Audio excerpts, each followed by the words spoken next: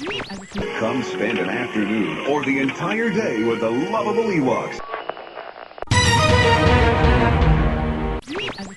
Where is my limo? Good. Okay, come on, guys.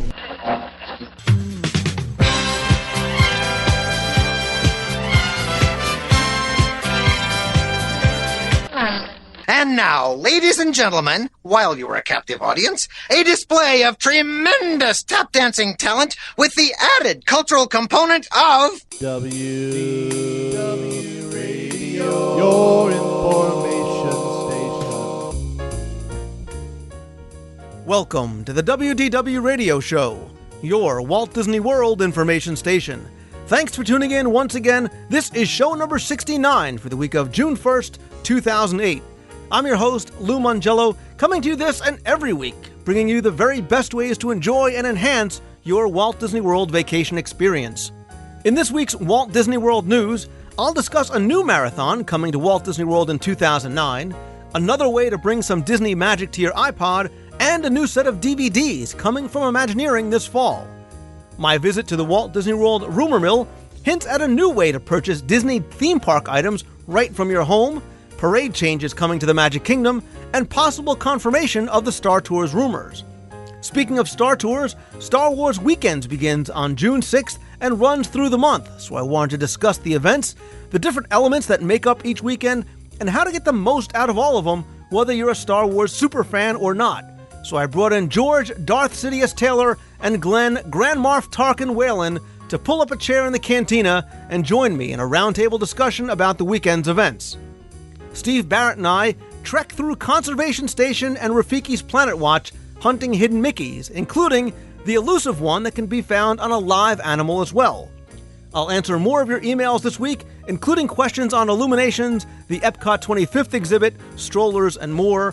Listen for more voicemails at the end of the show, so sit back, relax, and enjoy this week's episode of the WDW Radio Show.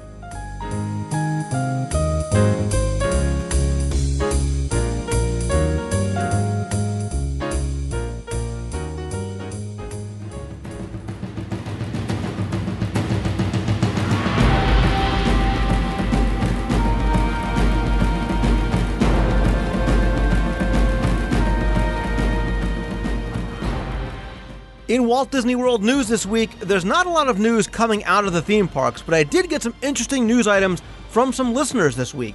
The first comes from Shane Grizzard from Snellville, Georgia. He wrote to me and said that he was just surfing iTunes and found out that the recent Travel Channel's Season of Disney specials are now available, as well as other Walt Disney World specials from the Travel Channel. He said that it's great for a fan that can't get down to the parks, and it's a great way to get your fix until your next trip. Now, the Season of Disney is $14.99, and individual shows, which run about an hour each, are just $1.99. You can find these by visiting the iTunes Store and just doing a search for Season of Disney or Travel Channel. Disney Dame gave me two pieces of news this week. The first is from her recent visit to the World Science Festival in New York City that I talked about a couple of weeks ago on the show. She gave a quick recap and review and says, quote, "The New York City World Science Festival was fantastic. The presentation, The Science of Disney Imagineering, was superb. There were a number of Imagineers there, from engineering and coaster design to special effects, fireworks, and computer science, as well as our friend Dr. Ann Savage, who you might remember from Disney's Animal Kingdom, who was on the show not too long ago. She also said there was a special guest appearance by Crush and Lucky the Dinosaur, though he was from a video link from the street fair portion of the event. She said the presentation was spot on, perfect for the audience and the event. Everybody left with a cool Imagineering notebook, and many of the kids got t-shirts and or other goodies. She explained how some secrets were revealed without giving too much away, like how they do the new cool ghost host effect in the stretching room of the Haunted Mansion, as well as a demonstration and explanation of it in layman's terms. She said, quote, "The ticket to the show was definitely the best $12 I've spent in a while."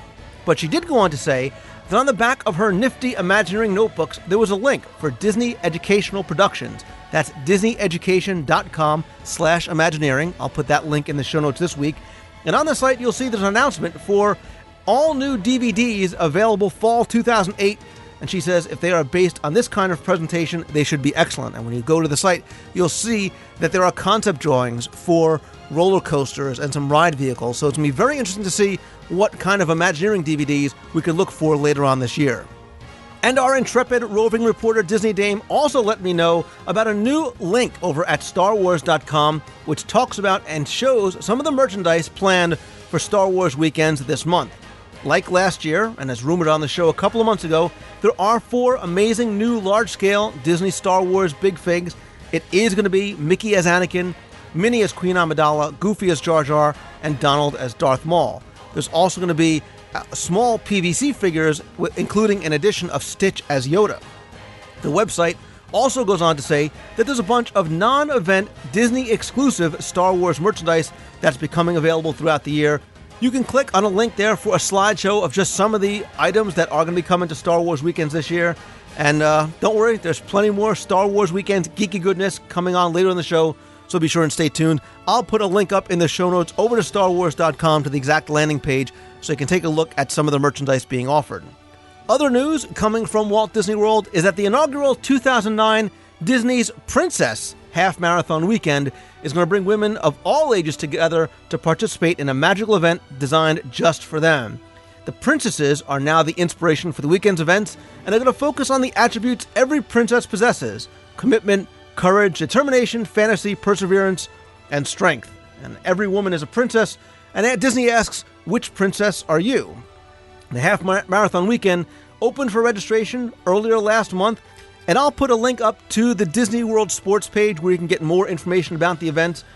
The events are going to take place from March 6th through 8th, 2009, and it would include the Fit for a Princess Expo, the Princess Half Marathon, the Princess 5K, and the Princess Kids Races. And here's a little bit of information about each of those. The Princess Half Marathon registration fee is $120, but that includes 2-person team entries, whether it be mother-daughter, sister-sister, and an open division. That event's going to start at 6 a.m. Sunday, March 8th, 2009. It's going to ask ladies to start their engines at the Richard Petty Speedway. After a quick lap around the Speedway, they're going to make their way to Disney's Animal Kingdom theme park, Disney's Hollywood Studios, and then finally make their way to Epcot for a finish, quote, Fit for a Princess. The $120 fee includes your registration, commemorative t-shirt, goodie bag, transportation, bib, a family reunion area with live entertainment and characters, and all half-marathon finishers are going to receive a very special Princess Tiara medal.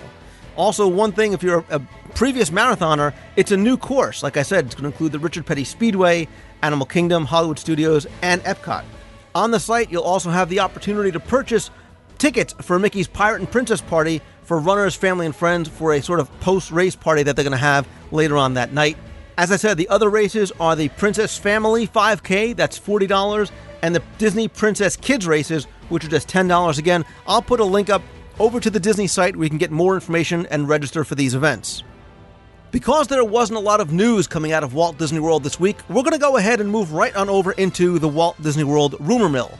And the first rumor is about something that takes place sort of outside the parks, but is going to be a welcome addition to theme park fans like myself who just can't get enough of the theme park merchandise and souvenirs, and more importantly, sometimes regret not picking up that one last thing that we missed or forgot to bring home for somebody on the way out. So it seems as though that DisneyShopping.com, the website, is currently working with Walt Disney World, and get this, to start selling theme park merchandise directly from the Disney.com websites. So at some point in the future, it's expected that you should be able to browse the Disney website and shop for merchandise direct from the parks. Over in the Magic Kingdom, the Liberty Square Bridge coming from the hub has had some tarps and braces placed below the bridge in recent months, which has been fueling a variety of rumors. Now, my sources have told me that, in fact, the bridge is set to be removed and replaced in its entirety at or near the end of the busy summer season. No big deal, though, as there are plenty of entrances to Liberty Square, you say, right? But what about the parades that follow that route through Liberty Square to and from the backstage areas of Frontierland near Splash Mountain? That's where the problem really lies. Well, from what I understand, plans are being finalized now to alter both the Disney Dreams Come True afternoon parade and the Spectro Magic parade. How? Well, the parades are going to be shortened and are now going to leave and return to and from the backstage area in Town Square on Main Street, USA, right next to the car barn. The parades are going to leave from the car barn area, slowly make their way up Main Street, wind their way around the hub, and return to the same backstage area. Now, because the parades are going to be shortened in time and likely in length, they're each going to run not just once per day, but twice, giving people more opportunity to see the shortened shows. Now, currently, Main Street USA cast members are already testing these plans after the parks close, and they're still working out some of the logistics, meaning that the plan may be altered as necessary, depending on how those tests go. But definitely look for the bridge to Liberty Square to be closed in the next few months, and changes to the parade route coming as a result of that. Over at Disney's Hollywood Studios, we've been talking for literally what seems like years about the rumors of the Star Tours upgrade and the Star Tours 2.0. I've talked about it last week. I'm talking about it again, obviously, this week. But it seems as though the cat might officially, quote-unquote, be out of the bag, because Industrial Light and Magic's Hayden Landis, who is the computer graphics supervisor on the latest Indiana Jones film, talked in a recent CNET.com interview this week not just about his work on the Lucasfilm special effects and Indiana Jones, but near the end of the article it says, next up for Landis is another nostalgia-oriented project, a redo of the Star Tours ride at Disneyland. Now that, coupled with Anthony Daniels some time ago talking about doing new voiceover work for C-3PO for Star Tours, plus some of the other rumors that we've heard, seems to maybe solidify this rumor, and my guess would be that sometime either late this summer or this fall, maybe around the time that the American Idol experience opens, that's when I would expect Star Tours to probably go down for what's appearing to be a relatively major refurbishment. Of course, as I hear anything else or we get an official word for Disney, I'll report it here on the show. But in the meantime, if you are or were a fan of Star Tours and you're heading down to Disney's Hollywood Studios, I would definitely suggest getting what may be one of your last rides on this classic attraction. That's all the news and rumors I have for this week. To comment on anything, you can visit the forums over at DisneyWorldTrivia.com. If you have any news or rumors that you want to share, you can email me at lou@wdwradio.com, or you can call the voicemail at 206-202-4WDW.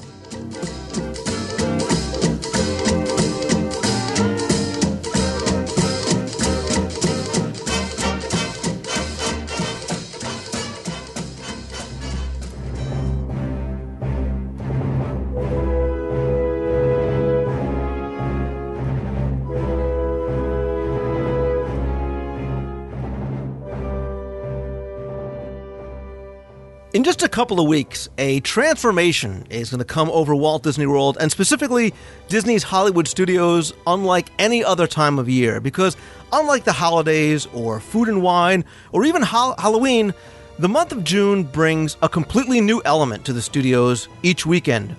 It's going to become home to a month-long celebration of the Star Wars movie saga, and includes everything from celebrity appearances, limited edition merchandise, trivia contests, Star Tours, ride-a-thons, dancing stormtroopers, and so much more.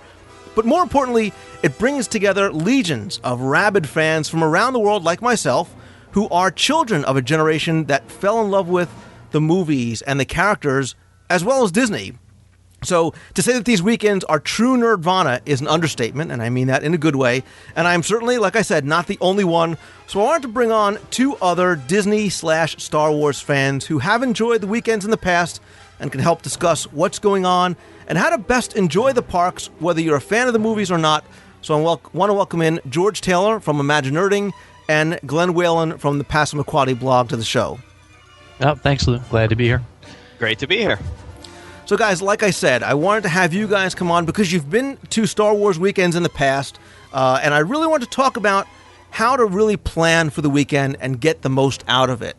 Because if you are going to go down there specifically for Star Wars weekends, you definitely need to have a game plan in mind. And if you're going down and you are not a Star Wars fan, well, we need to sort of tell you when you need to go and what you need to avoid, because there are going to be some pretty big crowds. This is something that started back in 1997. It skipped a couple of years and then has gone on every year since 2000. It's going to be held 4 consecutive weekends, Friday, Saturday, and Sunday, starting June 6th and running through June 29th. I am actually heading down there the first weekend in just a couple of weeks, and I'm really, really looking forward to it. But tell us quickly when you guys went and what your experience was like. Glenn, and then George, or vice versa, it doesn't matter. Go ahead, Glenn. Okay, all right. I was actually there in 1997, which was, I believe, their first year, and it was a cool experience. It was already a crowded experience, and you did have to sort of plan out what you were going to do, or you would find yourself in a sea of nerds that knew what was going on, and you wouldn't know. And you mean nerds as in a good way, not in a derogatory way, of course. For me, it's a good way, yes. I was about to say the that person I was fight with words. would have said it was in a bad way. I was able to do the Star Wars weekends in 2004 and found it to be an incredible event. Surrounded by nerds, but to each their own. And I thought everybody in the world was a Star Wars fan, Lou, and a Disney fan, right?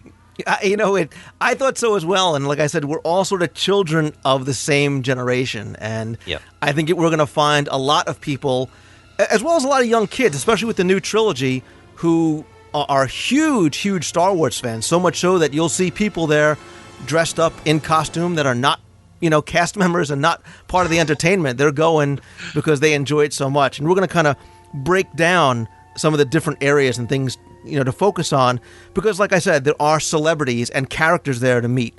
There is a lot of special merchandise, other special events. There's the Star Tours attraction. And then we'll also talk about some touring tips. But let's really talk about, we were talking about getting dressed up, and maybe that's a good way to start talking about the characters and the celebrities, because that is one of the big draws.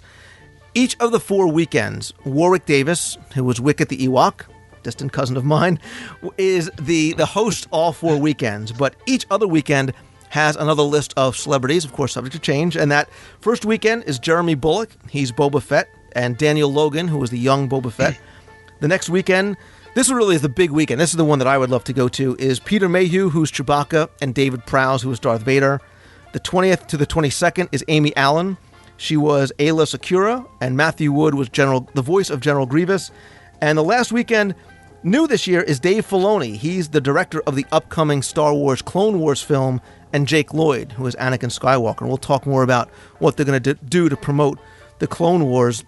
But now, when you guys went, did you get online to meet any of the celebrities? Because that's really what you have to do, and we're going to talk now about how you have to really plan for that. Yeah, when we were there in 2004, we got there as early as we could and just were sort of blown away by the amount of people there waiting. Grabbed one of the Times Guide they had prepared just for that weekend and started looking at it and realized, we needed to make some decisions about what we wanted to do. And I was with my son at the time, was like 6 or 7. He was like, I just want to walk around. And to get somewhere or to see somebody, you really had to nab a fast pass. And they had just started that, I think, that year or the year before we got there. So we just kind of hung out and, stopped the characters as we saw them if we could. But there were already huge lines fairly early in the mornings to meet and greet the characters. The real characters, the ones hosting that weekend. Yeah, if going to get their autographs or take pictures with them or talk to them, whatever it is important to you, then I'm not kidding when I say you need to really get there like 6:30 in the morning to start getting in line to grab a fast pass. Because what they'll do is they'll have 3 autograph sessions per day. So that'll give you a chance to see all the celebrities. But you'll have to get a fast pass in order, and you'll see there's different lines at the beginning for the celebrities that you want to go and see. And if you don't get a fast pass, you can get a sort of standby ticket later on in the day. Which means that if a celebrity finishes a session, they have some extra time, with breaks and everything like that, they still may want to hang around and sign things. But that's not a guarantee that you'll get an autograph. So when we're talking about planning, if celebrity autographs are important to you, you've got to plan very, very early in the morning. Absolutely. Yeah, it was when I was there, I wasn't aware of who the celebrities were. I did run into people roaming around. Maybe it was because it was a newer thing at the time. There were still some roaming people, secondary characters from the films that I recognized and spoke to. But I did not get into the autograph line. Yeah, because what it'll do, like a regular fast pass, it'll have a return time for you, and the cast members will tell you, or it'll be on your guide map where to go. But It's usually around the Echo Lake area, and they'll have sort of kiosks set up where the celebrities are signing autographs. But this is actually a good time to make an important point, which is no matter what you're going to do, you've got to show up to the studios very, very early. And there's actually something else that's sort of an added treat when you show up early before the gates even open. And why don't you guys talk about the stormtroopers? Yeah, that's one of a lot of people talk about that once they've been to a Star Wars weekend, and it really happens early in the day. But right at the entranceway, I guess now we have to call it the Disney Hollywood Studios, they have stormtroopers patrolling over your head, basically walking along the entranceway right at the ticket booths. And I just remember the look of fear in my son's eye looking up, realizing, wow, there are stormtroopers up there. And they pull out people from the crowd, and they'll talk to them, harass them, be rather stormtroopery, menacing, I guess, not really an adverb. It's just a lot of fun. Added so much to the ambiance of the day, and just something that we both talk about fondly and remember. Right, and they also have a built-in a spiel where they're discussing their jobs as if they were just cast members. It's very funny. Yeah, I certainly don't want to try and spoil it, but if for nothing else, get there early to enjoy the kind of show that's put on for probably 20, 30 minutes before the park opens, up on top of the archways, where you have your ticket scanned. And the other thing I wanted to mention real quickly about the character autographs that's important, unlike a regular Fast Pass, and it's important that you realize you're only going to get one ticket per person. So you can't walk up there and say, well, I'm here for a ticket for my wife and my 2 kids and my brother and so. Everybody who wants to get a Fast Pass has got to be online. So just a point that I forgot to mention. But there are other characters walking around, even if you don't want to get autographs, in addition just to the Stormtroopers. You'll find 40 or 50 characters just kind of wandering the parks. Some primary characters like Darth Maul, Darth Vader, Anakin Skywalker, as well as some secondary characters like Jedis and Ewoks and a lot of Stormtroopers here and there. Yeah, I guess the Stormtroopers are so easy. We've got pictures of us with Stormtroopers, pictures with Chewbacca, other characters walking by, and it's just treated like any other character meet and greet from any other park. They'll walk the characters out with the handlers and put them in a spot, and a line forms, and you just wait in line to get your picture taken. Now, some of them, they like to get you to get your thing signed and then you head off. But Matthew Wood, who will be there on the third weekend, I believe, he's actually also like the sound designer for the new trilogy. So he actually has a lot of cool things to say about where sounds come from and everything. If you ask him a brief question about it, he'll give you some cool stories about how certain sounds are made. I just have to make a quick aside here. Considering how long we spoke before we started recording, we've already got 10 minutes in. Neither one of you has given us Star Wars quotas yet, so I'm surprised and I'm proud of you. So. You'll never find a more wretched hive of scum and villainy. No, a more wretched podcast of scum and villainy. We have to keep with the theme. Into the garbage chute, flyboy. Oh, I've got a very bad feeling about this, but let's move on. I find your lack of faith disturbing. Yeah, you should. Sorry. And it only took 10 minutes to completely fall apart. Yay! I have a very bad feeling about this. That one was already used. Move along. There's tons of other quotes. Move along. Yeah. These aren't the quotes you're looking for. I'm sorry, folks. I'm sure it's going to go only downhill from here. Aren't you a little short to be a stormtrooper? Anyway, be a podcaster. Well, there you go. This is a podcast. Where is the ambassador? Oh, this is some rescue. You came in here and you didn't even have a plan for getting out. He's the brain, sweetheart. All right, please, let's go on and let's talk about some of the special events, because this really is what a lot of people come here for, above and beyond the merchandise, which we'll get to next. And you talk, I said at the beginning how the studios really is transformed, and you'll see a lot of things, especially on the west side of the park. That's where a lot of the events take place. But you'll also notice the music. You'll hear Star Wars music throughout the parks. You'll see, in addition to the characters, like I said, that are cast and costume characters that are brought in for the weekend, you're going to meet a lot of other Disney fans with that same mindset. And again, you'll meet other fans that are totally into it and get dressed up, and really like to interact with the other characters. And it's fun to almost just kind of just sit back and watch some of the other people. Yeah, this is probably one of the few times the Star Wars weekends, as well as I guess the Pirate and Princess parties, that you're allowed as an adult to come into the park in costume. Well, the Halloween party as well. So it's a fine time to break out your bathrobe and bring your flashlight.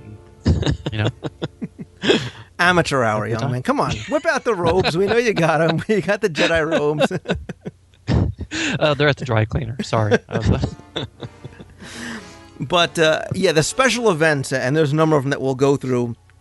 Again, you need to be prepared. You need to know what you want to do before you get there, because you're going to want to sign up for certain events that you want to participate in or that you want your kids to participate in. In the past, the desk to sign up has been across from the Indiana Jones Epic Stunt Spectacular over by Echo Lake. You can register you or your kids, for the parade or to get information about other events that are going on. You also want to get a times guide to find out when some of these things are happening. But if there is something you want to sign up for, you've got to get there first thing in the morning. And right. One of the really popular things that doesn't require sign-ups, and I think we all could admit that we would love to do this, is the Jedi Training Academy. Oh, yeah. Definitely. I've walked by that stage many times, and we even walked by the stage in Disneyland thinking, wow, if they would let me up there. So yeah, this really gives your kid, and again, you must be a kid, not just short, you have a chance to learn some Jedi moves from a Jedi Master, and then you're challenged to test those moves against some of the Siths, like Darth Vader and or Darth Maul. It's a totally random selection process. So my tips to have your child selected is get there early, a good 20-30 minutes before.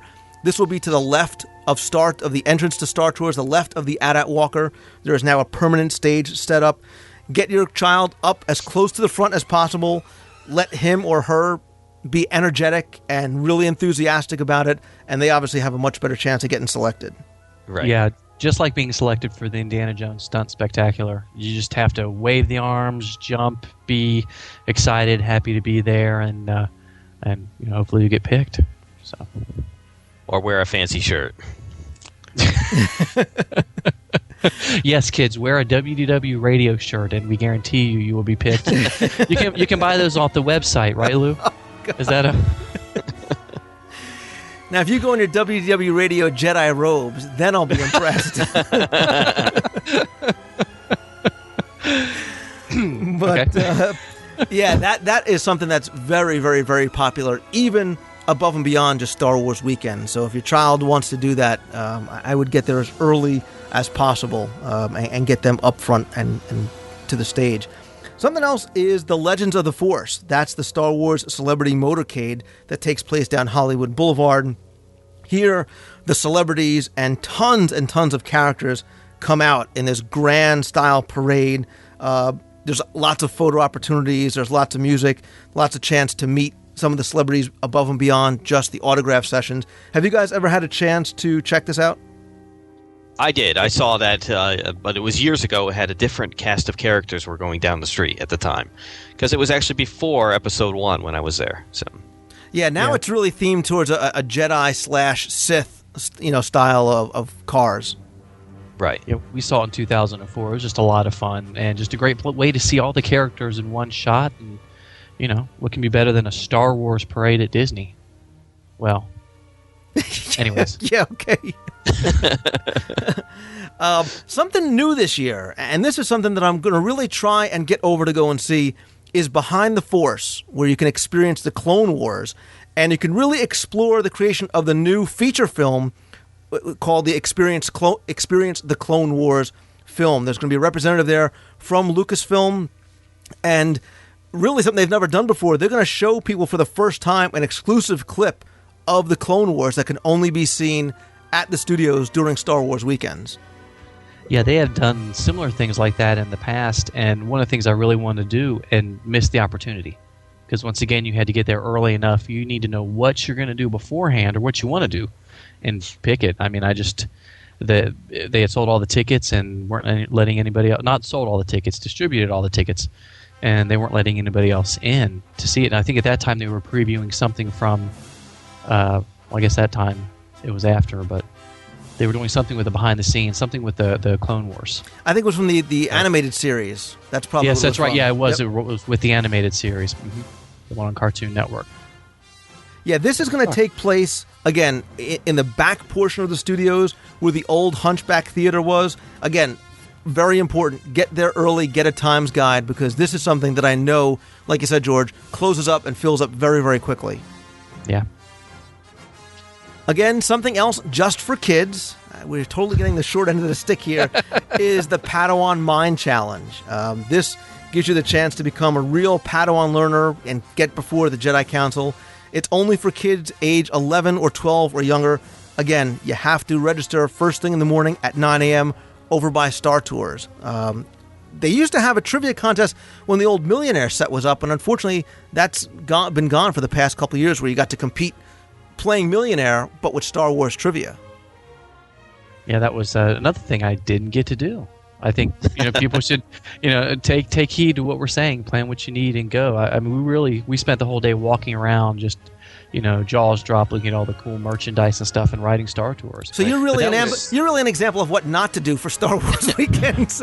Oh yeah. But it was more fun. I had my mom and my dad with me, my son. We were just walking around, going, "Wow."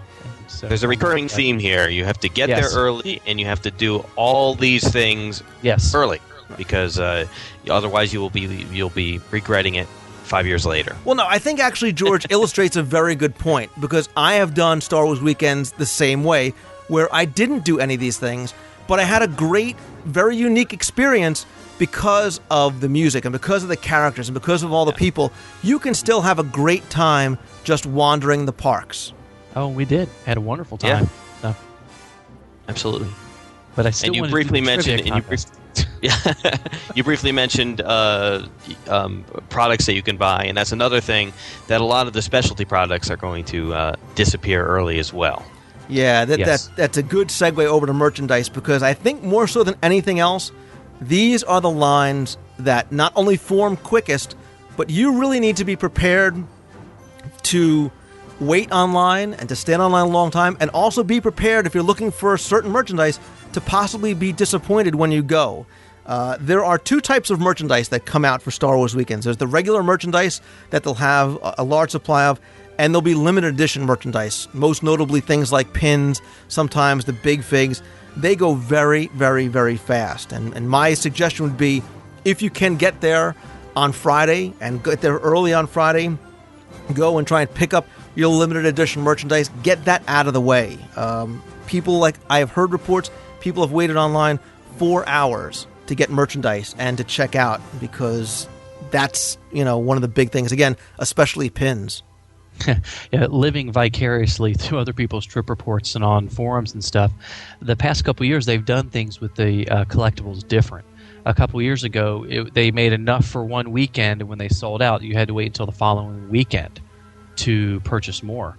1 year, they only made a certain run, and that was it. And some things were gone the first couple of days. Right. So you just got to be careful if there's something you really want. And I mean, what can you say? The mashup of Star Wars and Disney characters is always phenomenal. Yeah. And always just great collectibles. And as I said on a show earlier when I talked about some of the rumored big figs and characters, this year it's great. And I will guarantee you the Darth Maul Donald Big Fig is going to sell out in a matter of minutes, because I think that's the one that people are really, really looking forward to. Yeah, I think the only other character that works as well, I think, is Stitch as the Emperor. And don't hate me for saying that, but Donald as Darth Maul is phenomenal. Yeah, you're gonna have Leia. You're gonna have Queen Amidala as Minnie. It hasn't been released as yet, but I believe that Mickey is going to be Anakin and Goofy is Jar Jar Binks. Yes. Oh, that's beautiful. Goofy is Jar Jar Binks. That is wonderful. I haven't seen that one yet. So yeah, and if you're on the fence about getting these big figs, I would definitely suggest getting down there and getting them, or getting someone to get them for you, because they go fast. And then I've seen collections on eBay up in the thousands of dollars range. Yeah, too bad I don't know anybody that lives down there that could get one for me. Glenn's garage sale is going to be nothing but big things this summer. Yeah, Glenn was very quiet there. What was that? I'll post Glenn's telephone number and email address on the site this week. But yeah, there's big figs, and again, those are those 24-inch or so resin figures. I have a couple. My Jedi Mickey is one of the prizes in my collection. There's also limited edition cells. There's posters, a ton of apparel. I will tell you without giving it away that if you are a Star Wars fan and you love Mickey ears, you're going to love something you're going to see this year. And there's just a lot of really, really good stuff. And Tatooine Traders is obviously sort of the hub to get it. But you can also go to Wickett's Warehouse, and that's on Soundstage 1. And that's right, if you're staring at Toy Story Mania on Pixar Place, it's right to the left of where that is. And that literally is just a huge place to get merchandise. I know in the past they used to have a full-scale X-Wing fighter that you could take pictures in front of. I'm not sure if that's coming back or not this year. Yeah, I mean, imagine the difference. I mean, most people have probably been inside of the Tatooine Traders. It's a very small shop. Right. And once Star Tours dumps out into it every minute or so, it gets crowded. And I think the warehouse idea was absolutely brilliant. Just, a lot more space to get in and get some stuff. But line up and get there early. And you can also, if you're not really all that concerned about the limited edition merchandise, and believe me, things like T-shirts and hats and mugs, they will have a ton of. Here's a couple of touring tips that might help out. You can also get Star Wars Weekends merchandise over at the Golden Age Souvenirs. That's right next to Sounds Dangerous, starring Drew Carey. The other thing I'd suggest doing is shop during the parades. If you're not all that concerned with seeing the parades or you've seen it already, go then, because that's when a lot of people will be out, or during Jedi Training Academy. The lines might be a little bit shorter, but again, allot yourself enough time to check out because the store is small, there's only 2 checkout counters, and the crowds are going to be bigger than they normally are. Yes. Yeah, and probably the one thing you have to watch out for is they have some amazing lightsabers with the about $100 a piece. First time somebody puts their hands on one of those in the store, they start waving it around, so somebody's going to get a black eye. You mean this one? Be very careful. Yeah. Oh, he's got that one. Okay, stop shaking your head. It was a present from my dad, all right? He wanted me to have it when I was old enough. Yeah, but he did want you to follow, Glenn on some idealistic, foolish crusade. So. I'm going to suggest a new strategy. Let the Wookiee win. Open the blast doors. Open the blast doors. See, I said last week that I could quote the movie line by line, and clearly I'm not the only one.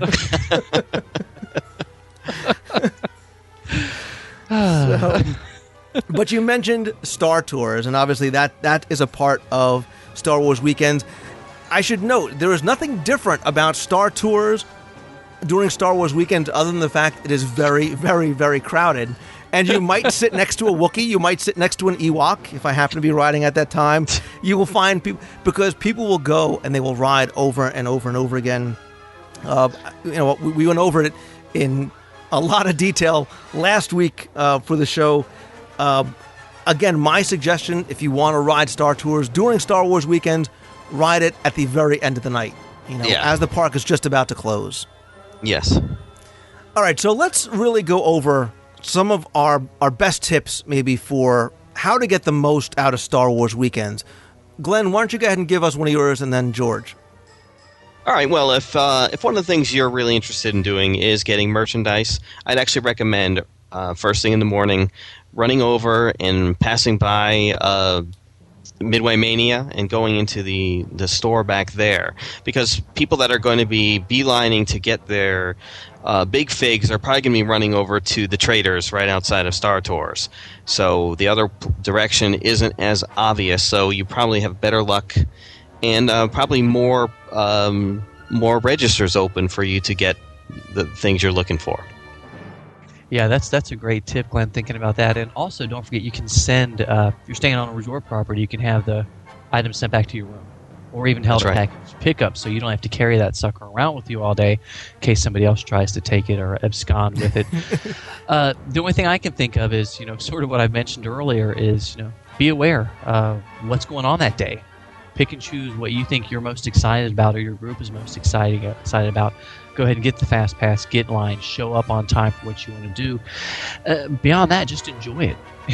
Enjoy the force around us, what binds us and brings us together, makes us geeks in the Star Wars Force as it is, and enjoy the day. Just, you're surrounded. When I took my mom and dad in 2004, my mom just looked at me and said, "Wow, okay, I thought you were bad, but, I apologize now. You're not that bad." So, but yeah, just enjoy yourself and have a great time. Yeah, I agree. Like I said, even if you choose not to do any of the things, the special events that are going on, you can really, really have a good time if you're a Star Wars fan, just kind of wandering around or browsing through the shops or just seeing the other people. It's getting so close to the weekends that this tip might be inapplicable at this point, but if you are going to go, try your best to get an ADR for lunch or dinner, because the restaurants are also going to be very, very crowded. And again, plan accordingly, because everybody's going to want to eat at exactly the same time. So maybe be a little more flexible with your dining plans. But George, you talked about going with your mom and dad, who maybe are not the uber geeks that we might be. Let's also maybe talk about tips for non-Star Wars fans who say, you know what, this is just not for me. Maybe I don't want to do this. Here's a couple of questions. What kind of suggestions would you have for those people? And then I'm going to ask you another question about something else that's going on that weekend. Ooh, sounds mysterious. Thinking about, if you're not a big Star Wars fan, what brings to mind is we were on the bus heading there, and we pulled up at the front gate, and somebody just interjected, "Oh my goodness, what is going on here?" And I was like, "Oh, it's Star Wars weekend." It's like, oh no, somebody should have told me about this. I had no idea.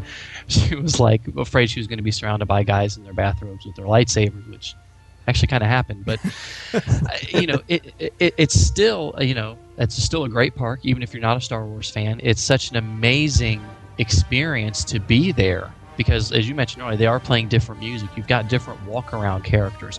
So if you're not a big Star Wars fan, you can go there and laugh and make fun of all the rest of us as we walk around pretty much dumbfounded. But honestly, it might be a better opportunity to visit another park, because it is going to be a lot more crowded, especially around the Star Tours area, the merchandise spots, and a lot more rabid people running around than normal. So, might want to pick something else to do that day, but it's still a great experience. Right, and it is. I mean, seeing these Star Wars characters walking around it actually reminds me of when the studios first opened, and they were more of an active studio, and it's almost like there is something special going on at that moment. So it does add a lot of character having them walking around. But like George was saying, you might want to consider visiting the Animal Kingdom on that day. Yeah, and I think that's great advice. And if you go Monday through Thursday, nothing is really going on Star Wars-wise, so you don't have to really worry about it. But, in talking about other things that are going on, how do you think the opening of Toy Story Mania, which is going to take place just a couple of days before Star Wars weekend starts, how do you think that's going to affect the crowds? And how do you think that's going to affect the people that may not want to participate in Star Wars? Glenn, you should probably go first, because, some famous podcaster did not fly me down for that press weekend to experience it. So I haven't done it yet. So, that might be a better question for Glenn to answer. Well, since it's just open for about a week at that point officially, it's still going to have people are going to be shuttling in to see this. So it might make for, especially the first few weekends of this Star Wars weekends, will probably be one of the busiest since they've begun. Yeah, actually, if you think about it, there probably are going to be a lot of people just going for the Toy Story Midway Mania in and of itself, regardless of anything else. And I would have a feeling most of the Star Wars fans are going to be heading towards the Star Wars events, and it might be a good opportunity to ride the Midway Mania. But I assume as the day goes by, that ride's going to remain as popular as ever. So Maybe they could re-theme it for Star Wars. Well, I actually thought about it this way. I was wondering if the opening of Toy Story Mania going on these Star Wars weekends really might actually help dilute the crowds a little bit at some of these other Star Wars events. So maybe Star Tours won't be as crowded as it might have been. Maybe the merchandise shops won't be as packed. Yeah, that's probably a pretty good guess. I bet you'll be able to get on Tower of Terror in about 10 minutes. True. Playhouse Disney, the lines are going to be huge.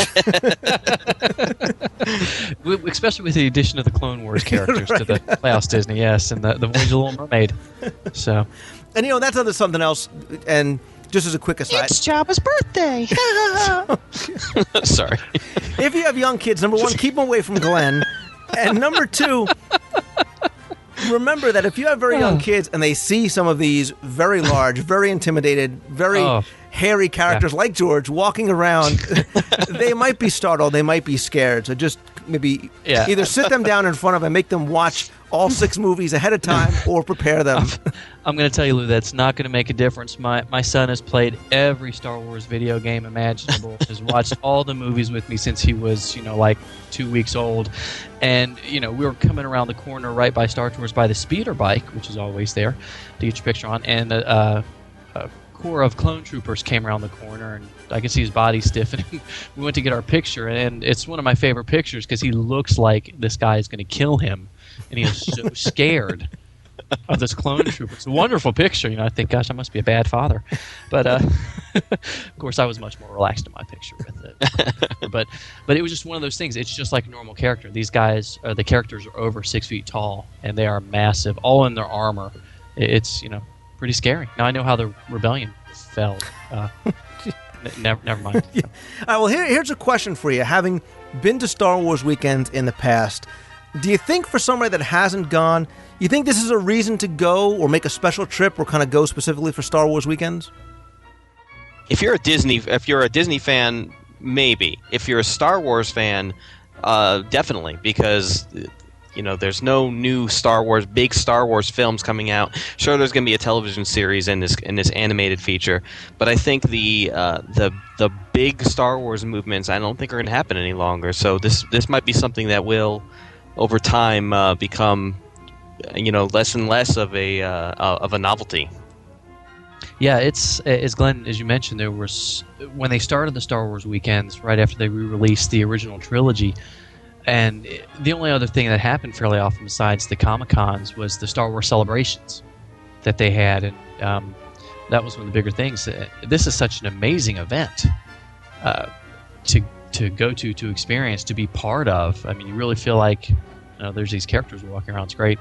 But as we mentioned before, if you're just a regular Disney fan, probably you might enjoy it. You get a good laugh out of what's going on. If you're a Star Wars fan at all, or if somebody that is in your family or that is a Star Wars fan, you go with them. It's great.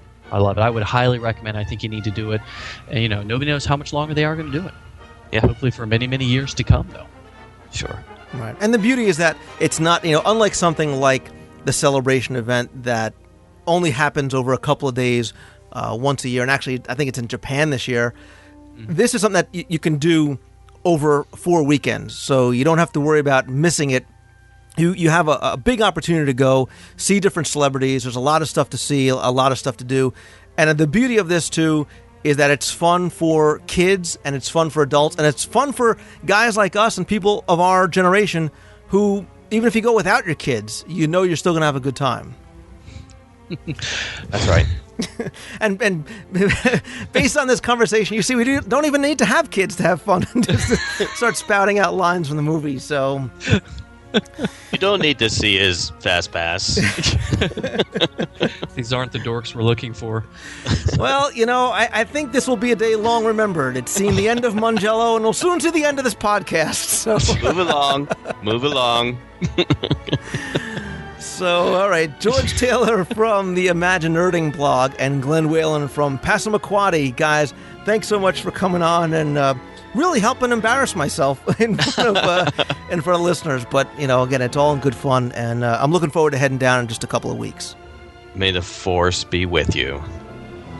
I was going to say that. Dang. And also with you. And also with you, yes. Thanks, Lou.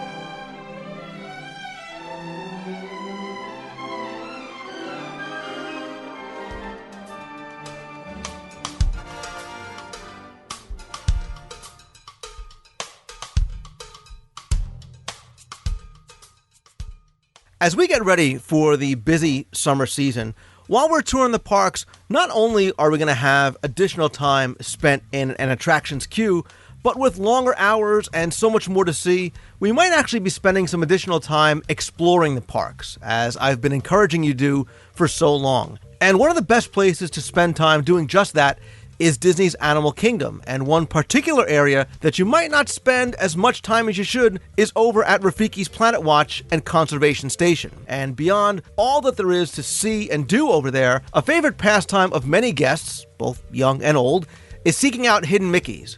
So I once again want to welcome back Steve Barrett. He's the author of the Hidden Mickey's Field Guides to Walt Disney World and Disneyland, and owner of HiddenMickeysGuide.com, to come on, tell us about a few of his favorites, maybe some tricky Mickeys that are hard to find, and then he'll probably enlist your help in deciding on some questionable ones. So, Steve, welcome back. Always good to be on the show, Lou. Yeah, thanks for coming back again. And again, Steve, we're going to stick with a particular theme and place. And today, like I said, we're looking at Planet Watch and Conservation Station. Very overlooked, very underappreciated sections of the park. Don't you agree? I agree. I love going out to Conservation Station. It's and Rafiki's Planet Watch. That area I consider a real treasure trove of hidden Mickeys. It's a great place to visit to spot hidden Mickeys. Yeah, when I was preparing for this and looking at your site, I mean, I saw, especially for somewhat out of the way, kind of off the beaten path, you have to take the train to get over there. You're right, a treasure trove is, there's a ton of hidden Mickeys in a relatively small area. Yes, I have 39 hidden Mickeys from Conservation Station and Rafiki's Planet Watch on my website, and I'm reviewing 3 new ones, two that people have sent me by email and through my site, and one that a cast member showed me out there that she's very proud of. All right, so let's give, when people, next time they head out there, let's give people something else fun to do. If they're not maybe taking your book along with you, or they can print these out. Give me a couple of your favorites over at Planet Watch or Conservation Station. That's a great question, because I love all the hidden Mickeys out there. In fact, I love all hidden Mickeys, just some better than others. But I can talk about maybe 3 or so of my favorite ones at Conservation Station. One is that I really like is a smiling Mickey image on a frog, and if you go into Conservation Station, there's as you recall, there's large murals on the walls, both to your right and in front of you and to the left. And as you recall, the hall back to the main lobby is to your left, and the frog image is on the left mural near the floor, not too far from the big hippopotamus that you see first. But it's a frog staring at you, and he's got black and yellow stripes on him. And under his right eye, which is on your left side as you're looking at the frog, there's a wonderful hidden smiling Mickey there. And he's hard to see. It's just the front of his face. And as I say, it's not obvious, but once you spot it, it's just amazing. I love showing this hidden Mickey to people because most of them don't see it. And that mural has a lot of hidden Mickeys in it, doesn't it? Yes, and the people there are proud of those Mickeys because the mural was damaged a few years ago from some flooding, and it had to be repainted. And one of the artists contacted me by email. He repainted the mural, and he forgot to put in some of the hidden Mickeys that were there, and the night janitor reminded him and scolded him to put those Mickeys back, and he did. He replaced the Mickeys that were there. So the people there, the cast members, are very proud of these hidden Mickeys, and they'll show you a bunch of them if you ask.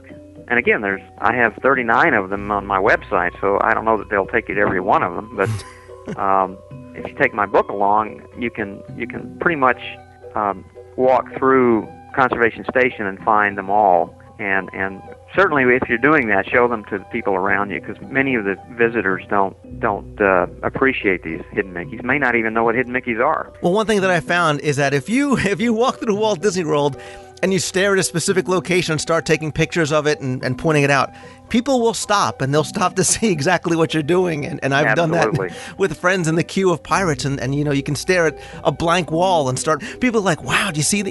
They'll find the hidden Mickey or whatever it is that you're looking for. So that is so true. That is so true. When I'm doing research out there and looking, yes, people will come up to me and ask me what I'm doing. So that's a good way to educate folks and get them interested in hidden Mickeys. Or get them to think that you're crazy for staring at what appears to be a blank wall. Right. But another really cool one is a little further along the left side of that mural, just before you get to the central lobby. It's high up towards the ceiling, and it's a partial classic Mickey on a fish. It's hard to see again. I love the ones that are hard to find. So you have to look up towards the ceiling, and you look for a yellow fish with spots on them. And 3 of those spots form a great classic Mickey, except it's partial. It's the left lower part of that classic Mickey image is hidden by a octopus, part of an octopus. So it's a partial classic Mickey image. It's obviously there when you spot it and get a photo of it. So it's a clever hidden Mickey placed by the artist. All right, let me ask you a question, because this picture, I'm looking at it now on your website, and it is very obscure, especially because it's partially hidden, and all the dots kind of look like the rest of the dots. I know a lot of people send you hidden Mickeys, and that's one way that you find them. But when you're out saying, okay, I've got my laser pointer and I've got my camera in hand and I'm searching out hidden Mickeys, will you just go and pick a spot like this mural and just stare at it for hours? And I don't mean that as a joke. I mean, seriously, when you're searching out hidden Mickeys, is that what you do? You'll sit there and just kind of look at something, hoping to find one? Correct. Absolutely, Lou. Now, I don't have to do that as often anymore because I get so many emails from people, and so I have there's a great group of folks out there that are searching for them along with me. So I spend most of my time verifying images that people send me. So I don't spend as much time finding new ones on my own anymore. I used to, when I first wrote the book back in 2002. That was all of what I did, but now I have so many images that people send me to verify that's what I spend my time doing mostly. Gotcha. Now, when there's a new attraction that opens up, like Toy Story Mania, I'm gonna scour that new ride on my own. But I'm already getting images from that attraction that people are sending me. And I think you're gonna have your hands full with that, because there seems to be a whole lot of good stuff in there. Absolutely. So, the last one I wanted to mention, I think it's the smallest hidden Mickey that I've ever seen, and it's on a fly at Rafiki's Planet Watch. If you go into the central lobby and turn left at the first entrance to the Song of the Rainforest area, there's a mural on the side there, and there are a number of flies painted on the mural. One of the flies has a very tiny white classic Mickey on his back, on the back of his abdomen, and it is really small, but it's fun to spot. It's not easy to find because the fly is so small, but it's a great classic Mickey, and I think I haven't measured the small ones yet that I've found, but I think it's the smallest one I've ever seen. Wow. Yeah, I'm looking at the picture as well. And, again, I wonder how somebody was able to spot that for the very first time. I see a reader sent that to you. But the one question I had when we were thinking about Conservation Station was that I remember many years ago we had Minnie Moo in Birthday Land. She was a cow that had a natural black hidden Mickey spot on her back, and she has since moved on to greener pastures, pardon the pun. But what about over at a place like Affection Section, where we have other live animals? Are there any more real animals that have maybe some natural or man-made hidden Mickeys on them? Yes. For a while now, the cast members at Affection Section have tried to keep, and they maintain, a hidden Mickey, classic Mickey image on a goat, and they'll shave it. They'll shave the Mickey image on the goat, either on the side of the goat or the back, and and they do a pretty good job with maintaining that. And I was out there a few weeks ago, and they had shaved a hidden Minnie, or a classic Minnie image on a goat's back. And the way they did that is they made a bow at the top of the three-circle classic Mickey, or in this case Minnie image. So they do a really good job with that. And by the way, when I was there, when I'm at Disney World, I carry my sort of a loose briefcase kind of thing with papers in it. And I was back in the affection section with my briefcase, and some of my papers were exposed. And sure enough, one of the goats grabbed one of my Mickey pages and chewed most of it up. Thankfully, one of the guests there retrieved part of it, so I figured out which one it was, so I didn't lose it forever. That's too funny. And then of course the cast members were walking around saying, "Don't bring any papers back here," So that was a mistake I made. It was kind of funny though. It was a funny scene.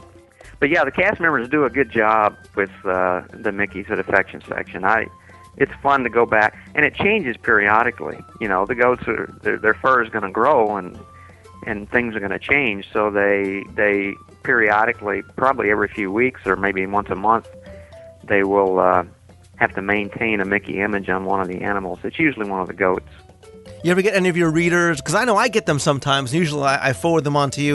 You ever get any readers that send you, "Hey, look, my cat has a hidden Mickey," or my fish has a hidden Mickey on its side? Oh, absolutely. Absolutely. On my website, in the, I believe I put it in the questionable section, because I think those are interesting images, and some of them are, fairly convincing. I mean, if we accept Minnie Moo, and by the way, you can see Minnie Moo, her photo, both in Yachtsman Steakhouse and also at Fort Wilderness in the livery stable where the horses are kept. They keep a photo of her there too. But in the questionable section of my website and under others, I put in those hidden Mickey animals, and I have a couple of puppy hidden Mickeys and a fish hidden Mickey on there now, the ones that look particularly convincing to me. So yeah, I like those images, and people do send me images like that periodically. Yeah, and it's great that because are fun. And that's the thing, people seem to be seeking them out, or like they're trying to find the Virgin Mary on a piece of toast. They're finding them in eggs, and they're finding them around their house and bubbles on the bottom of their shower. So it's a lot fun. of yeah. It's a lot of fun.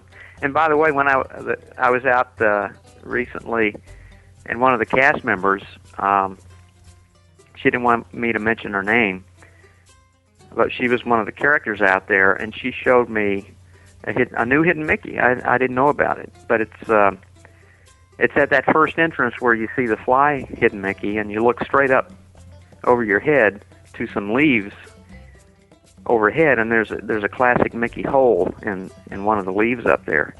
So I haven't put that on my website yet. It's a little bit distorted, and I may have people vote on it in the questionable section first, but it's a pretty good image, and the cast member was very happy about it.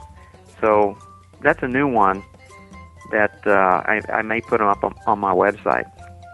And that's the great thing about it, is that it really does add another dimension to your trip. You can do it just casually while you're waiting in a queue or walking around. And I see young kids with your book in the park all the time, kind of seeking things out, and it really keeps them engaged and occupied, and it's a fun thing to do. And like I said, even when people are home, they're looking for them in movies or looking for them, in their breakfast cereal. But it's and that's what makes it a lot of fun, and that's why I like having you come on to kind of point some of these out and help people explore their way through the parks. Again, Steve's books are the Hidden Mickey's Field Guides to both Walt Disney World and Disneyland. You can also visit his website at hiddenmickey'sguide.com. There you could submit your own with photos. You can help Steve vote on some questionable ones. Steve, of course, I want to have you back on the show again, and you're going to be at Magic Meets this summer. So if anybody is looking to meet you face-to-face and hear you talk about Hidden Mickey some more, they can meet you out in Campbell, Pennsylvania this summer. Yes. Always a pleasure, Lou. Always a pleasure. Thanks very much, buddy. All right.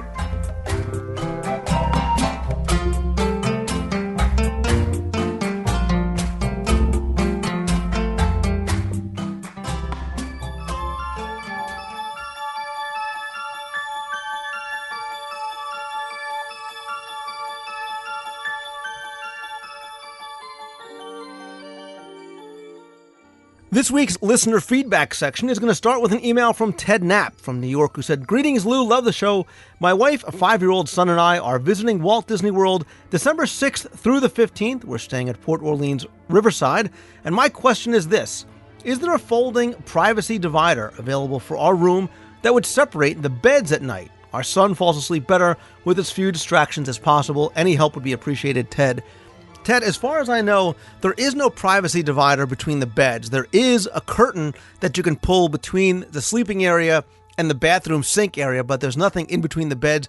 You might be able to call ahead in advance of your arrival and talk to somebody at the front desk or talk to a manager to see. I actually called Riverside for you. I did speak to a female cast member at the front desk. She told me that they do not have any privacy dividers that she knows of, but again, if you call down ahead of time, they might be able to do something to help accommodate you. Next email comes from Tom in Atlanta, who said, "Lou, longtime listener, love the show. I have a question about the museum they have in Future World that has exhibits, pictures, and other cool things from Epcot's past in the Epcot Museum that celebrates 25 years. I was in Walt Disney World during the week of April 16th, and the museum was not opened, which really bummed me out because I was anxious to see it. However, when my sister and her husband went the week of May 4th, it was open. Why was it closed when I was there? I thought it was closed a while back. Are they going to have it open sporadically so that you'll just have to test your luck and see if it's open? I'm going back to the mouse in November and would love to have the opportunity to see it if in fact they keep it open for that long. Many thanks." Tom, you're talking about the Epcot Creating the World of Tomorrow Gallery. That, like you said, celebrates the past 25 years of Epcot. That's located in Interventions West in Future World. From what I understand, it is open every day. You might have just caught it on a day that maybe it was closed for a private event or they were doing some sort of work or refurbishment in there. But from what I understand, there is no specific date set to close that exhibit as of yet. I haven't heard anything officially from Disney or even as a rumor. So probably when you head back down in November, it should be open. Next email is from Molly, who said, "Lou, I love the podcast. Help me settle a debate I had with my mom. Do you sing the jingle or theme song at the beginning of your podcast? I say no. She says yes. Who buys dinner at California Grill during our upcoming visit? Thanks, Molly." Molly, Mom is buying dinner, because if you've ever heard me sing, and I guarantee you that you never have and probably never will, you'll know that I did not sing any part of the opening theme song for the show. That was actually by Dave Rashoni and his wife, Kathy. They came up with the idea for the song. They sent it in to me. And fortunately for you, they sing it and not me. Now, actually, a number of listeners have emailed me and asked me if I would put that up. I did put it up for download in the download section of DisneyWorldTrivia.com. A number of you had also emailed me and said you remember hearing sort of a full version with more vocals in it that I did play at one point. I did when they first sent me it. Right now, what you hear at the beginning of the show is just sort of an abbreviated version. But here's a little clip from the full version of the WDW radio show theme song, "Fortunately for You and Unfortunately for Your Mom," not being sung by me. WDW Radio, your information station. You found that spot on the dial. Give a listen and stay for a while. Time for us to say hello. WDW Radio. News and rumors and interviews. Trivia, history, and reviews. All the Disney stuff you need to know. WDW Radio. It's time to hear all about a magical place. Disney World will always put a smile on your face. Now the time is almost here. Sit right down, put on your mouse ears. Who's all ready? Let's get on with the show. WDW Radio. Thanks again to Dave and his wife for not only producing the song, but not asking me to sing it. And speaking of Dave, I want to make a quick mention here. Dave actually just started a new blog, and you'd be saying to yourself, that's just what I need, another Disney blog to have to go to. But this one's a little bit different. It's about one of my favorite topics, Disney music. I'll put a link up in this week's show notes, but you can go and visit InsideDisneyMusic.blogspot.com. Dave's going to write all about the composers and the lyricists and the arrangers and everybody that performs and writes the music from the movies and Broadway to the theme parks. He's already started off with a 4-part series about the Disney film composers that I think you're really going to enjoy. Again, I'll put the link up in the show notes. But again, that's InsideDisneyMusic.blogspot.com. Next email says, "Hey Lou, first of all, I'm a huge fan of the show. I've listened since show 1, and to you before even then, and love to get my weekly Disney fix by listening. Keep up the great work. Anyway, I'm currently planning a last-minute trip to attend Star Wars Weekends with the main goal of nabbing the mini Big Fig this year. I'm trying to figure out whether or not they'll release one Big Fig per weekend like last year, or if they'll release them all at once. I'm hoping it's one per weekend, with Mini being released on the 13th, as that would allow the trip to coincide with my birthday, thus allowing me to experience my first Kungaloosh over at the Adventures Club as well. Also, since Star Wars Weekends starts next week, I don't think I'll have the time to get down there before the 13th anyway, so I sure hope they do spread out the releases. I've tried searching about it online and even called Walt Disney World Merchandise, but couldn't find out any more information. In fact, the only thing I did find out was that it's rumored that the figures have been delayed and that you'd only be able to order them at the event and then have them shipped when they're ready. Have you heard this? God, I hope not. Thanks for your help and continuing to provide such an entertaining and informative podcast each week. Hope to be able to get down there soon, as I'm seriously in Disney withdrawal right now. That comes from Michael Seaman. Michael, first, I have not heard the rumor about the figures being delayed, and I sure hope not, because I think that's going to leave a lot of very disappointed people there, especially if they have to pay for shipping, as opposed to being able to walk in, pick them up, and not have to worry about that. So I think people will be disappointed on a number of levels, unless, of course, they offer some sort of free shipping because the items are delayed. I also thought that they were going to come out with all the figures the first weekend, but I very well might be wrong with that. It could be that they do release them once per weekend. Again, I'm not sure how that would play for people like myself that are going down the first weekend and might not be able to pick out some of the figures that are going to be released later on in the month.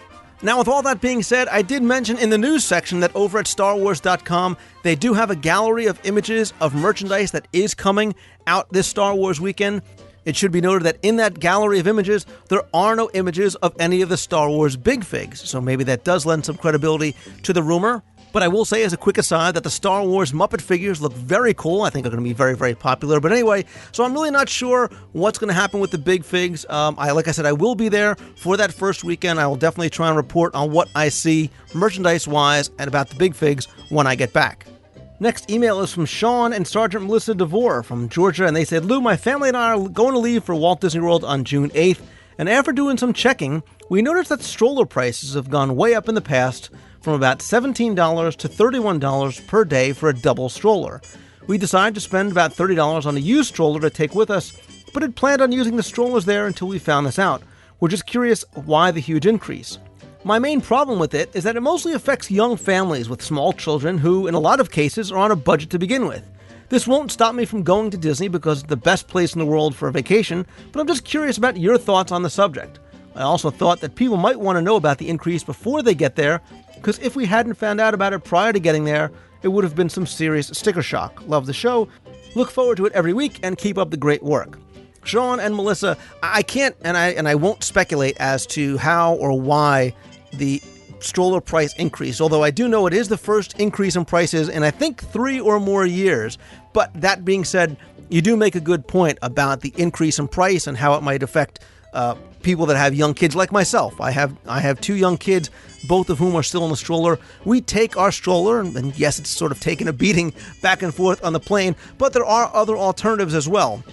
One, I do know that Disney now sells strollers in Walt Disney World. I believe they are sort of like these deluxe umbrella strollers. They have a sunshade, a small storage basket. I've seen ones with a little Mickey fan on it as well. I'm not sure if that's an add-on to it as well. I believe that those cost somewhere around $40 or so. If you have a car and you're driving, another great idea is to stop at some place like a Target or a Walmart or a Walgreens. There's one right by the crossroads near downtown Disney. You can pick up a small umbrella stroller for about $19. And even if you end up not taking it back with you or sort of paying it forward and giving it to another family that might be coming in the park with a small child and no stroller, you might be saving money off the daily rental if you're not really looking to spend that much. But like I said, I'd rather not try and speculate as to why there is the increase in stroller prices, but I wanted to give you a couple of alternatives in case you were looking to do something like that. Last question this week comes from Frank in Orlando. Said, Lou, always thanks for your work on the podcast. Several times in the past, you, a guest, or an emailer has mentioned staying at Epcot until the gas blow-off, if that's the correct term, after Illuminations. Could you tell me about how long after Illuminations this occurs? And on a related note, how long could you wander around World Showcase after Illuminations before cast members start giving you the need to leave look? If I'm sitting somewhere waiting for the gas burn-off, is a cast member going to tell me to move along before the event, or do they sort of know what I'm waiting for? Thanks, Frank. Frank, what you're talking about, like I said, is the burn-off, and that takes place about an hour and a half after Illumination. So you're looking about 10:30, 10:40 probably. That's when the Inferno barge basically burns off any extra propane that is left in the tanks. It's sort of a very one-time sort of big flame that rises up in the center of World Showcase Lagoon, but it's very cool to look at. Most cast members, whether you're wandering the promenade or if you're just sitting around, probably know why you might be waiting there and will let you stay. I've done that a number of times in the past, and it usually isn't until about 11, maybe 11:15, 11:20, depending on the cast member, depending on what you're doing, that they'll start giving you the, please start kind of making your way to the exit look. But for the most part, cast members won't bother you and will let you stay a relatively long time, even after the park has started to shut down. You might even still find some stores are still open. Mouse Gears, I know, will stay open very, very late, sort of getting those last stragglers on their way out, giving them a chance to get some souvenirs. So you can stay pretty long, and certainly long enough to watch the Illuminations Inferno barge burn off. So that's all the time I have for listener feedback this week. If you want to have your question read on the air, please send it in to lou@wdwradio.com. Or if you want to be on the air yourself, you can call the voicemail at 206-202-4WDW. That's 206-202-4939.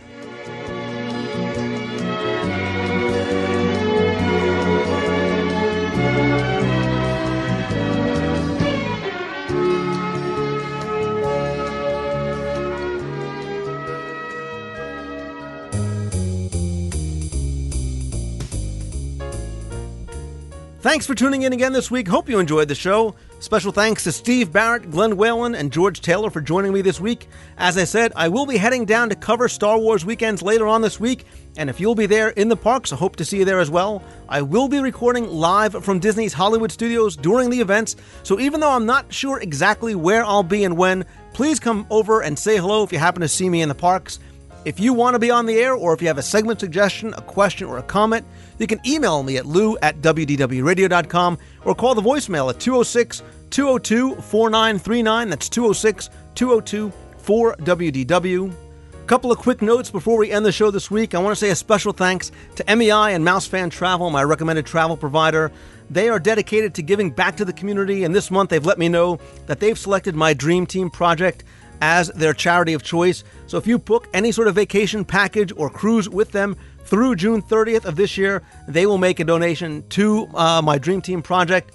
They have a number of specials and packages going on right now. Remember, you can get the free dining if you book by June 22nd for most nights through August 24th through September 20th, 2008. A number of other things going on. You can visit them by clicking on the link in our show notes page or visiting mousefantravel.com. Speaking of traveling, with air travel getting so expensive and airlines like American Airlines starting to charge upwards of $30 per bag for every bag that you bring, not including the heavy bags if they're over the weight limit, now might be the right time to try out Owner's Locker to see how you can store some of the things that you bring down to Walt Disney World on all of your visits in a secure storage locker that is brought to and from your resort. You can visit our show notes page or ownerslocker.com for more information. Over at WDWRadio.com, you can check out our new site. You can also read our full show notes there, get links to topics I discussed on the show, find photos, etc. You can also find, only on the website, exclusive offers from some of my partners like All-Star Vacation Homes, where you can get a rental car plus $50 gift card with your 7-night stay in any of their 3, 4, or 5-star resorts. You can visit All-Star Vacation Homes through the link on the website in order to take advantage of that offer. Be sure and stay tuned over the next couple of weeks as I have more exciting segments planned, as well as some announcements to make. And remember, if you are a new listener, please go back, visit our show notes archives, check out some of my older shows. Most of the information there is not time specific. I think there's a lot of interviews and segments there that you're really going to enjoy. We also have the now enhanced DSI segments available as free downloads over at DisneyWorldTrivia.com. There you can get some images to go along with some of the Disney Scene Investigation segments that Jeff and I covered right now. There's the Echo Lake DSI as well as the Jungle Cruise Q. Look for more of those coming up, and special thanks to Ball Bousquet for putting those up for us. And if you want to comment on anything you heard on the show, you can post your feedback on the forums at DisneyWorldTrivia.com in the WDW Radio Show forums. Please review the show in iTunes if you enjoy it. More importantly, please help spread the words and let others know about it. And remember that even though I may be a little bit short to be a stormtrooper, size matters not. Have a great week. Thanks for tuning in again. See ya! That's where we found this boy. Oh my, this here Anakin guy. Maybe Vader someday later, now he's just a small fry. And he left his home and kissed his mommy goodbye, saying soon I'm gonna be a Jedi. Soon I'm gonna be a Jedi. Hey, Lou, this is Ed from Kansas City, and we're here at our last night at the Pop Century Resort before we return home to KC. And I had a chance to ride Toy Story Mania after listening to your report on it. They did do they had it open quite a bit, even though I know it wasn't scheduled to be open full-time yet. We were on it the Sunday before Memorial Day. The wait queue got up to 80 minutes, but we were able to get a fast pass and get on. And actually, here on Wednesday the 28th, we were able to ride it 3 times in the same day. The second time, the ride crashed entirely, and the cast members had to come around and let us out of the cars manually one by one. But it actually got us a free fast pass to come back for our 3rd time late in the day, so it was worth it. And we had just finished riding when we got stuck for about 15 or 20 minutes on the ride. What an incredible experience it was. But had a great time down here. Love listening to your show. You do a great job, and keep it up. Thanks. Hey, Lou, this is Tony from Ocean View, New Jersey. Today is Wednesday, May 28th. Just got off riding Toy Story Midway Mania. What an amazing ride that is. The kids enjoyed it. The adults enjoyed it. I only scored 148,000, but, you know, I'm working on it. I got to ride it twice today. It's a wonderful day here. Crowds are medium. Weather's beautiful. Keep up the great work on the show. Talk to you later. We were singing, my, this here Anakin guy. Maybe Vader someday later, now he's just a small fry. And he left his home and kissed his mommy goodbye, saying soon I'm gonna be a Jedi. Let's go out with something really hot for these folks. A big hit out of 77. Star Wars, nothing but Star Wars. Give me the Star Wars, don't let them end. Star Wars, if they should bar wars, please let these Star Wars stay. Laugh it up, fuzzball.